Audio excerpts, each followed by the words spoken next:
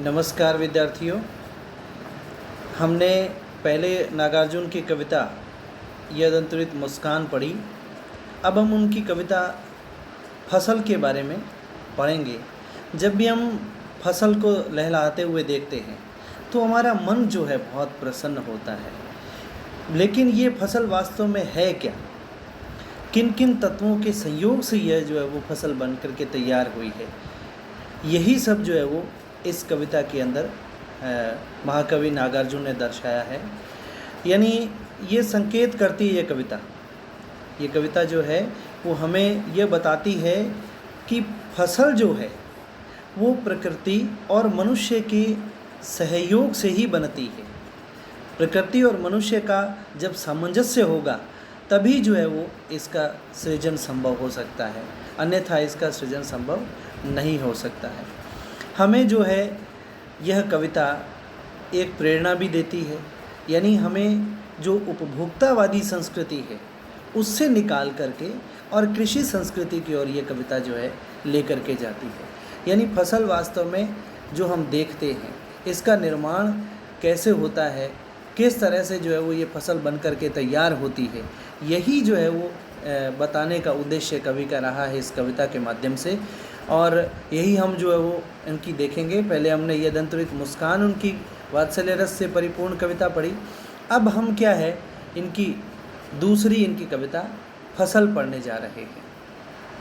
फसल वास्तव में क्या है? कवि कहता है कि एक के नहीं, दो के नहीं, ढेर सारी नदियों के पानी का जादू। जादू का मतलब क्या होता है? प्रभाव। यानी कवि कहता है कि कोई एक नहीं, दो नहीं, बहुत सारी नदियों के पानी का ही प्रभाव है। और जहाँ पानी है वहाँ सब ही, यानी एक अमूमन हम लोगों ने एक शब्द जो है, एक वाक्य जो हर एक जगह पर हमें मिल जाता है कि जल ही जीवन है। तो फसल का निर्माण भी क्या है? वह पानी के माध्यम से ही होता है। ढेर सारी नदियों के पानी का ही प्रभाव है कि फसल बन कर के तैयार होती है। और फिर ऐसा नहीं है कि केवल पानी से ही फसल तैयार होती है। फिर आगे कवि बताते हैं, एक के नहीं, दो के नहीं, लाख लाख कोटि कोटि हाथों के स्पर्श की गरिमा है। यानी कवि क्या कहता है कि कोई एक नहीं, ये फसल जो बनकर के तैयार होती है और जिसका हम उपभोग करते हैं, चाहे अनाज के रूप में, चाहे अनेकों रूप में, हम जो है फसल का बाद में पक जाने के बाद में हम इसका उपभोग करते हैं। तो ये फसल बनकर के तैयार होती है, यह केवल पानी से ही नहीं होती है। यह किन लाखों करोड़ों हाथों की गरिमा होती है। उन लाखों करोड़ों लोगों के स्पर्श से, उन लाखों करोड़ों लोगों की मेहनत से फसल जो है वो तैयार होती है, पक करके तैयार होती है।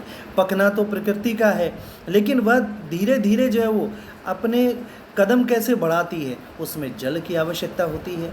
जल के साथ साथ मनुष्य की मेहनत की आवश्यकता भी होती है और उसी से फसल जो है वो बन करके तैयार होती है। विद्यार्थियों, इसमें जो लाख लाख शब्द आया है या जो कोटि कोटि शब्द आया है, कोटि का मतलब करोड़ होता है, ये क्या है? जहाँ पर उक्ति की बार बार उक्तियाँ आती हैं वहाँ पर कौन सा अलंकार होता है? वहाँ पर पुनरुक्ति प्रकाश अलंकार होता है। तो इस पंक्ति में क्या है? पुनरुक्ति प्रकाश अलंकार है। यानी जल से नहीं, जल का प्रभाव तो है ही है, और जल भी एक नहीं है, बहुत सारी नदियों का प्रभाव होता है। तो और मनुष्य जो फसल बना करके तैयार करता है वो बहुत सारे लोग होते हैं, उसमें किसान होते हैं, उसमें मजदूर होते हैं, उसमें और भी बहुत सारे ऐसे लोग होते हैं, सहयोगी होते हैं जो फसल को तैयार करते हैं और उसका हम उपभोग करते हैं। फिर कभी आगे और बढ़ते हैं, वो लिखते हैं कि एक की नहीं, दो की नहीं, हजार हजार खेतों की मिट्टी का गुणधर्म। यानी कि भाई कोई एक मिट्टी नहीं है, कोई दो मिट्टियाँ नहीं हैं, हजारों खेतों की मिट्टियों का गुणधर्म। गुणधर्म का मतलब होता है विशेषता। बहुत सी मिट्टियों का मिला जुला रूप होता है और ये उपजाऊ मिट्टी ही, यानी पहले क्या हुआ? पहले जल चाहिए, उसके बाद में मेहनत चाहिए, उसके बाद में जो मृदा चाहिए और उर्वरक उसमें होंगे, जो उर्वर शक्ति से परिपूर्ण मृदा होगी, मिट्टी होगी, और पूर्ण विशेषताओं से युक्त जो मिट्टी होगी, उसी में से एक अच्छी फसल बन करके तैयार होती है।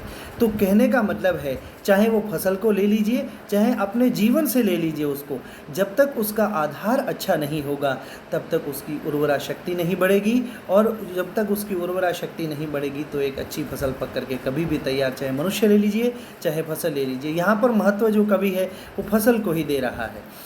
तो हज़ार हज़ार खेतों की मिट्टियों का मिला जुला स्वरूप जो होता है, वो जो है वो फसल को तैयार करता है। अब कवि जो है वो खुद ही प्रश्न कर लेता है कि फसल क्या है?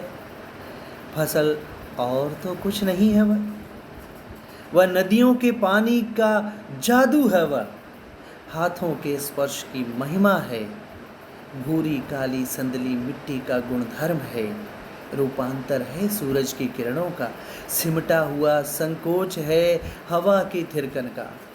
फसल किससे तैयार होती है? अब ऊपर जो बात बता कर के आया है कवि, उसी को ही फिर आगे बढ़ा रहा है, थोड़ा विस्तृत कर रहा है, और वो कहता है कि फसल और कुछ नहीं है। यानी यह तो एक बताने का एक मात्र तरीका है उनका, फसल बहुत कुछ है। यानी क्या है वो? नदियों के पानी का प्रभाव है। नदी के पानी से, नदियों का पानी जितना अच्छा होगा उतनी फसल अच्छी होगी। नदियों के पानी का प्रभाव है, नदियों के पानी का जादू है, हाथों के स्पर्श की महिमा है। महिमा का मतलब कि यहाँ क्या है? महिमा का मतलब होता है महत्व होता है। यानी मेहनत, बहुत से लोगों की, किसान, मजदूर और मेहनतकश लोगों की का जो है वो महत्व है। ये फसल उनसे ही मिल कर के तैयार होती है। और फिर उसके लिए पहले उसने कहा था ना कि हज़ारों हज़ारों जो मिट्टियों का जादू है ये, तो क्या है कि कहीं पर भूरी मिट्टी है, कहीं पर काली है, कहीं पर संदली का मतलब चंदन के रंग वाली, हल्की लाल रंग की। तो ये इसका मिला जुला गुणधर्म है, यानी अपनी अलग अलग इनकी विशेषताएं हैं। ये अलग अलग विशेषताओं से पूर्ण होकर के और इसकी अपनी उर्वरक क्षमता को बढ़ाती है, और उसी से फिर जो फसल तैयार होती है। और इतने पर ही कवि रुका नहीं है, कवि आगे फिर बढ़ता है कि सूर्य की किरणों का रूपांतरण है ये। यहाँ पर उनकी जो है वो वैज्ञानिक दृष्टिकोण भी उभर करके सामने, खैर पूरी कविता में ही वैज्ञानिक दृष्टिकोण तो है ही।